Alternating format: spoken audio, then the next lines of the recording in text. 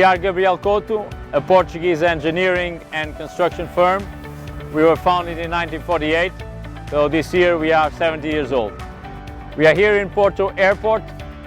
We are expanding Porto Airport taxiway. We have two phases. We just started first phase with the land side. We're doing the earthworks just behind me. In the second phase, we'll be inside the airport doing the earthworks and pavement of the taxiway. We just bought a 300-6 excavator.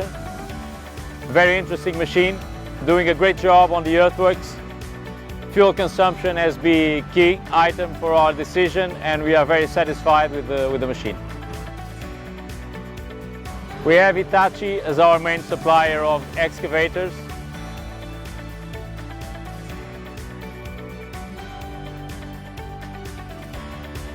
From the reliability point of view, it is definitely the best choice in the market.